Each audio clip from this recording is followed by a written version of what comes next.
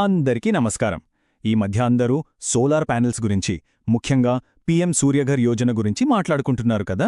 అసలు ఈ స్కీమ్ కింద ఇంట్లో సోలార్ సిస్టమ్ పెట్టించుకోవాలంటే అలా ప్రాసెస్ ఏంటి అని ఆలోచిస్తున్నారా? అయితే ఒక యూజర్ వాళ్ళ రియల్ ఎక్స్పీరియన్స్ ఆధారంగా స్టెప్ బై స్టెప్ మొత్తం వివరాలు ఇప్పుడు మనం తెలుసుకుందాం. సరే, అందరికీ వచ్చే మొదటి ప్రశ్న ఇదే. ఇంట్లో సోలార్ ప్యానెల్స్ పెట్టించుకోవడం నిజంగా మంచి ఇన్వెస్ట్మెంటా? అంటే అయ్యే ఖర్చుకి, మనకు సేవ్ అయ్యే డబ్బుకి, ఈ మొత్తం ప్రాసెస్కి ఇది వర్తంటరా? ఈ ప్రశ్నకు సమాధానం మనకి ఈ విశ్లేషణ చివరికి ఖచ్చితంగా దొరుకుతుంది. ఈరోజు మనం ఏమేం విషయాలు తెలుసుకోబోతున్నామో ఒక్కసారి క్విక్గా చూద్దాం. ఫస్ట్, దీనికి ఎంత జాగా కావాలి, తర్వాత ఖర్చులెంతవుతాయి, గవర్నమెంట్ సబ్సిడీ ఎంత వస్తుంది, లోన్ కావాలంటే ఎలిజిబిలిటీ ఏంటి, ఇంకా సోలార్ పెట్టించుకున్నాక లైఫ్ ఎలా ఉంటుంది, ఫైనల్గా ఇది మనకు సెట్ అవుతుందా లేదా అనే ఒక నిర్ణయానికి వచ్చేద్దాం. రైట్, ఇక వివరాల్లోకి వెళ్ళిపోదాం. First step, blue print. అంటే అసలు ఈ ప్యానెల్స్ మన ఇంటి మీద పెట్టాలంటే ఎంత స్పేస్ ఉండాలి? ఇది చాలా ఇంపార్టెంట్ కదా. సాధారణంగా ఇళ్లల్లో చూసుకుంటే చాలామంది 2 కిలోవాట్లు లేదా 3 కిలోవాట్ల సిస్టమ్స్ పెట్టించుకుంటున్నారు. నిజానికి 1 కిలోవాట్ దగ్గర్నుంచి కూడా ఆప్షన్స్ ఉంటాయి, కానీ ఎక్కువ పాపులర్ మాత్రం ఈ రెండే. సో ఎంత జాగ కావాలో చూస్తే 2 కిలోవాట్ల సిస్టమ్ అనుకోండి, దానికి సుమారుగా 7 అడుగుల వెడల్పు, 18 అడుగుల పొడవు ఉన్న స్పేస్ కావాలి. అదే 3 కిలోవాట్ల సిస్టమ్ అయితే కొంచెం ఎక్కువ, అంటే 12 అడుగుల వెడల్పు, 18 అడుగుల పొడవు స్థలం కావాలన్నమాట. ఇక్కడ ఒక మంచి విషయమేంటంటే మీ టెర్రస్ షేప్ని బట్టి ఈ కొలతల్ని మార్చుకోవచ్చు.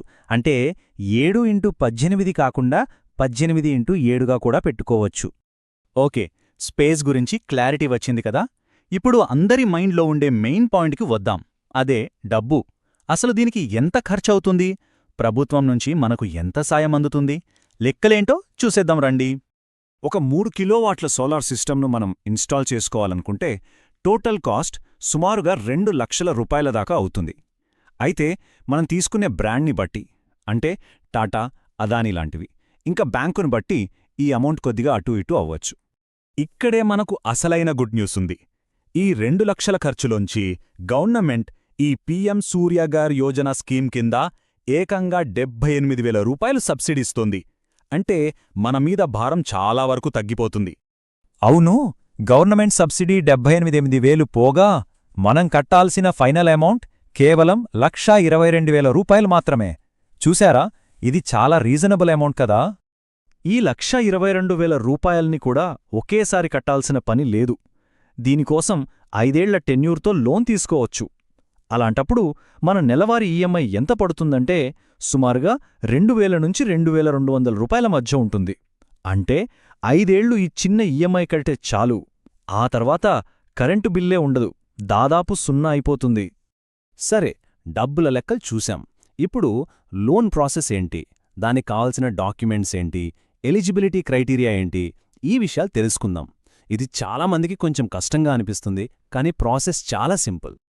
లోన్ అప్లై చేయడానికి మనకు కొన్ని బేసిక్ డాక్యుమెంట్స్ కావాలి. అవేంటంటే ఆధార్ కార్డ్, పాన్ కార్డ్, మీ బ్యాంక్ పాస్బుక్, ఇంకా మీ ఇంటి పన్ను కట్టిన రసీదు. అంతే, ఇవి రెడీగా ఉంటే చాలు. డాక్యుమెంట్స్తో పాటు కొన్ని కండిషన్స్ కూడా ఉన్నాయి. అవేంటంటే ఫస్ట్, అప్లై చేసేవాళ్లకి సొంత ఇల్లుండాలి. సెకండ్, ఆ ఇంటి కరెంటు బిల్లు కూడా వాళ్ల పేరు మీదే ఉండాలి. ఇక మూడోది, వాళ్ల వయసు 65 సంవత్సరాల లోపుండాలి. ఈ 3 కండిషన్స్ చాలా ముఖ్యం. ఓకే, ఇన్స్టలేషన్ ప్రాసెస్ అంతా చూశాం కదా. ఇప్పుడు అసలు విషయానికొద్దాం. సోలార్ ప్యానెల్స్ పెట్టుకున్నాక మన డైలీ లైఫ్ ఎలా ఉంటుంది, అసలు ఎక్స్పీరియన్స్ ఎలా ఉంటుందో చూద్దాం. ఒక 3 కిలోవాట్ల సిస్టమ్ మనకు రోజూ యావరేజ్గా 18 నుంచి 20 యూనిట్ల కరెంట్ని జనరేట్ చేస్తుంది. ఈ కరెంట్ని ఫస్ట్ మన ఇంట్లో అవసరాలకి వాడుకుంటాం. ఒకవేళ కరెంట్ మిగిలిపోతే ఆ ఎక్స్ట్రా కరెంట్ ఆటోమేటిక్గా గ్రిడ్కి వెళ్ళిపోతుంది. ఈ మొత్తం ప్రాసెస్ని నెట్ మీటరింగ్ అంటారు. సింపుల్గా చెప్పాలంటే ఇది మన కరెంట్ బ్యాంక్ అకౌంట్ లాంటిది అన్నమాట. ప్రతి 6 నెలలకొకసారి లెక్క చూస్తారు. మనం గ్రిడ్కి ఇచ్చిన కరెంట్ ఎక్కువైతే వాళ్లు మనకు డబ్బులిస్తారు. ఒకవేళ మనం వాళ్ల దగ్గర్నుంచి తీసుకున్న కరెంట్ ఎక్కువైతే ఆ తేడాకు మనం బిల్లు కట్టాలి. చాలా సింపుల్ కదా. ఇక్కడ చాలామందికి తెలియని ఒక ముఖ్యమైన విషయముంది. పవర్ కట్ అయినప్పుడు సోలార్ ప్యానెల్స్ ఉన్నంత మాత్రాన ఇంట్లో కరెంటుండదు. ఆ టైంలో కూడా లైట్లు, ఫ్యాన్లు పని చెయ్యాలంటే కరెంట్ని స్టోర్ చేసుకునే ఇన్వర్టర్ సిస్టమ్ ఖచ్చితంగా ఉండాలి. ఇది గుర్తుపెట్టుకోండి.